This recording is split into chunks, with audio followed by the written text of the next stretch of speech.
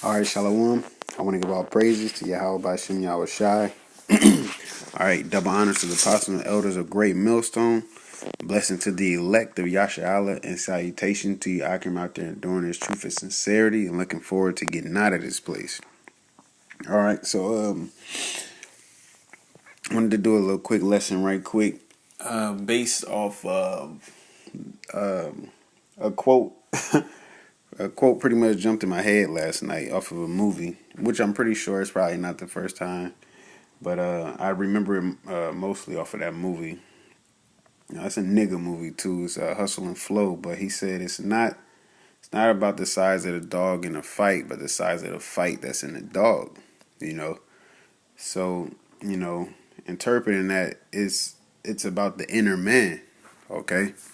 And it reminded me of the David versus Goliath story.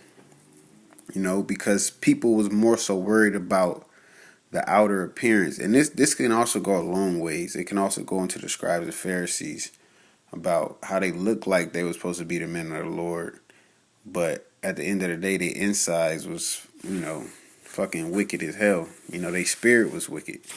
You know what I'm saying? A lot of people, that's carnal to go off of the outer appearance. You know what I'm saying? Here it is, all us brothers through Yahweh Shem Yahweh Shai. We come from different walks of life.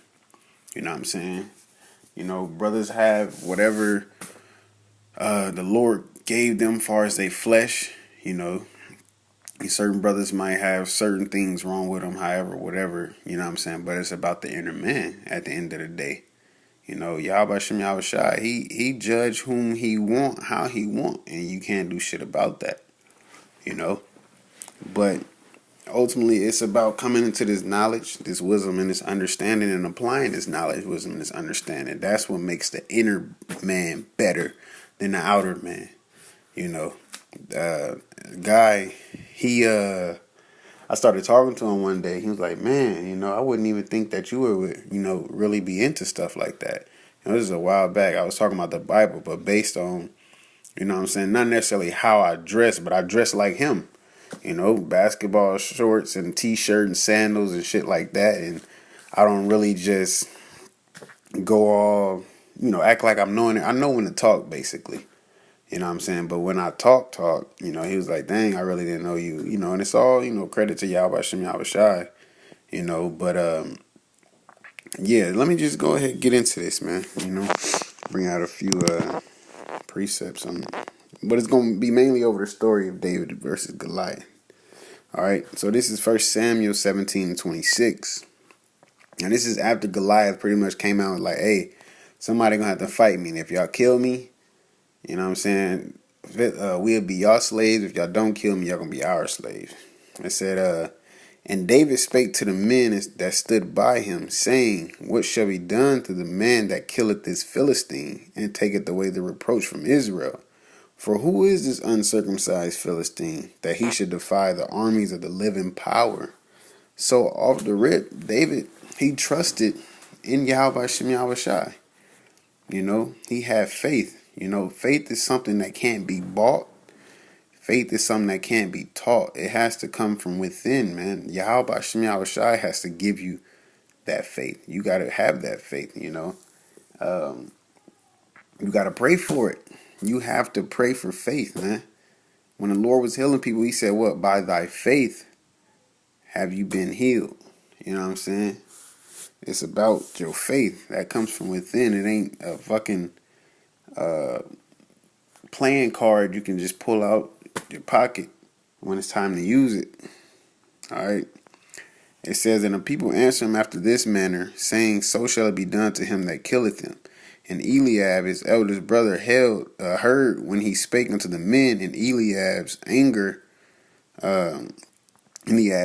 was kindled against David. And he said, why camest thou down hither? And with whom hast thou left those few sheep in the wilderness? I know thy pride and thy naughtiness of thine heart, for thou art come down that thou mightest see the battle. And David said, what have I now done? Is there not a cause? So pretty much he like, I know you, David. Why are you down here? You just trying to, be nosy pretty much. And David like, man, I'm just, Pop sent me down here basically because, his father had sent him down there with some with some food and everything for his brothers and the captain and I believe it was the captain, you know. But I'm gonna skip down to 32. It says, and David said to Saul, let no man's heart fail because of him. Thy servant will go and fight with the Philistine. And Saul said to David, thou art not able to go against the Philistine to fight with him, for thou art but a youth, and he a man of war from his youth. So he like, you don't have enough experience. Okay? Now that doesn't say you can do anything without experience. Experience is definitely important. You know what I'm saying? But they were thinking about the outer, you know. They were thinking about the outer person. He hasn't been raised up in war. You know what I'm saying? He ain't been raised up in the army. He's too young to be in the army and everything. So they like, you really don't got no experience to be out there, you know what I'm saying, fighting for Israel like that. And this is what David said. And David said unto Saul, thy servant kept his father's sheep, and there came a lion and a bear, and took a lamb out of the flock. And I went out after him and smote him and delivered it out of his mouth. And when he arose against me, I caught him by his beard and smote him and slew him. Thy servant slew both the lion and the bear, and this uncircumcised Philistine should be as one of them, seeing he had defied the armies of the living power. So he like, look, man, I fought a bear and handled that business. I fought a lion and handled that business. He did what he had to do. Shit, he's supposed to be a shepherd. All right, a shepherd is a very important job. You got to tend to the flock. All right, that's why we are known as shepherds. We are, we gotta tend to Yahweh Shem Yahushai's flock, which is the elect. We got work to do. We gotta protect them. We gotta warn them. They in danger. We gotta help them out. You know what I'm saying? At the end of the day, we are all part of that pasture, man. Okay, we are all part of that flock. You can read, what's that, Ezekiel, I believe it's Ezekiel 34 or 36, I believe. It talks about the flock and the pasture and the good pasture. Okay, it says 37. It says, David said, moreover, let me make sure I ain't skipping that. Okay, yeah. And then he said the living power, Yahweh Shem Yahushai. So he's showing you he trusts in that power, all right? It says, David said, moreover, the Most High Yahweh that delivered me out of the paw of the lion and out of the paw of the bear, he will deliver me out of the hand of this Philistine.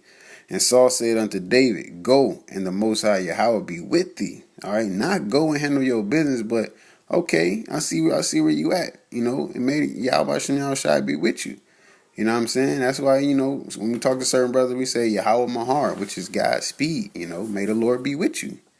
All right. It says, and Saul armed David with his armor, and he put an helmet of brass upon his head. Also, he armed him with a coat of mail, which is like when you see in them older movies, they got like the metal jackets, It said, and David girded his sword upon his armor, and he essayed to go, for he had not proved it. And David said unto Saul, I cannot go with these, for I have not proved them. And David put them off him. So he like, look, man, just keep your stuff, keep your sword, It says, and he took his staff in his hand and chose him 5 smooth stones out the brook and put them in a shepherd's bag which he had, even in a scrip. And his sling was in his hand, and he drew near the Philistine. All right, and when the Philistine and the Philistine came on and drew near to David, and the man that bare the shield went before him. And when the Philistine looked about and saw David, he disdained him, for he was but a youth and ruddy and of a fair countenance. Salaki, I gotta get this word disdain right quick. I forgot to look it up. I meant to though. But based on the context,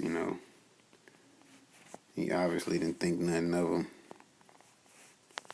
17. Damn, what verse was that?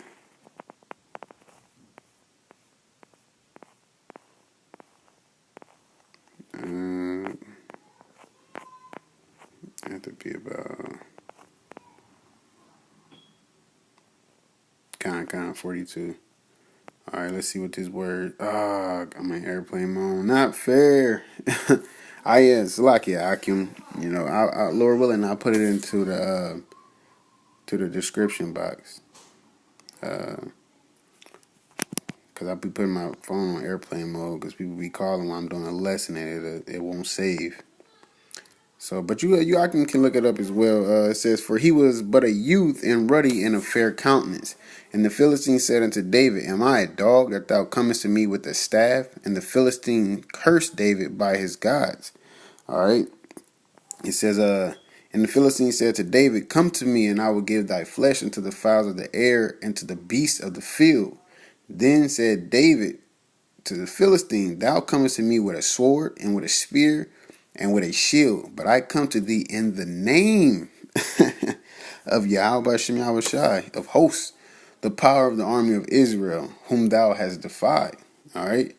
This day will Yahweh Bashem Yahushai deliver thee into mine hand, and I will smite thee and take thine head from thee.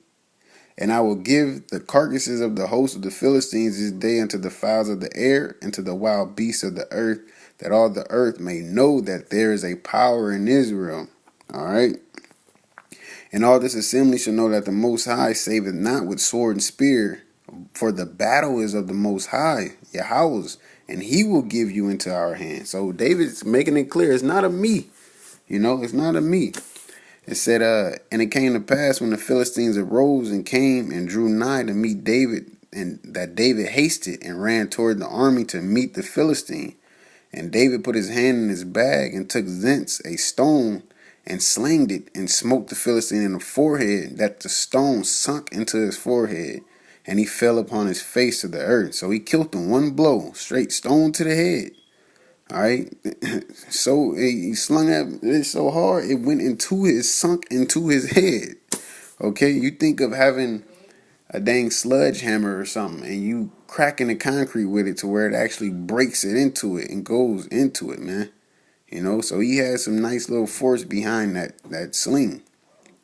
It said, So David prevailed over the Philistine with a sling and with a stone, and smote the Philistine, and slew him. But there was no sword in the hand of David. Therefore David ran and stood upon the Philistine, and took his sword, and drew it out of his sheath thereof, and slew him, and cut off his head therewith. And when the Philistines saw their champion was dead, they fled. All right, so at the end of the day, it wasn't about the outer appearance. It was the faith and the trust that he had in Yahweh Shem Yahushai. Okay? That's why faith, man, it's a gift. You know, faith has to be given to you. You know, you can't go to the store and, can I get 3 pounds of faith? It don't work like that, man. You know, because at the end of the day, all of this is predestined. And the ones that trust in Yahweh Shem Yahushai want to be the ones that have faith in Yahweh Shem Yahushai. The one that has faith in Yahweh Shem Yahushai will be the ones that's going to receive salvation and have enough faith to have works towards Yahweh Shem Yahushai. Okay, not to be playing around and be gaming here in America. All right, because, hey, we getting closer to the end, man. Yahweh Shem Yahushai on his way, you know. More and more prophecies coming to pass. More and more tensions is rising up the war. The earth is becoming more and more wicked. All right. And on top of that, man, you got these Christians popping up trying to, you know, steal the light, basically. They think they can actually outshine Yahweh Shem Yahushai's program. But what do they say in Acts, man? If this was not of the Most High, then it would come to naught. But it is. This is Yahweh Shem Yahushai doing. This is not just a group of guys who just so happen to link up on the internet and decided to go out and teach the Bible. No, we have no choice, so to speak. You know, we have no choice. You know, we have no choice. You know, and to him that have an ear, let him receive that. You know, so yeah, man. With that, man, call law Yahweh Shem Yahushai. All right.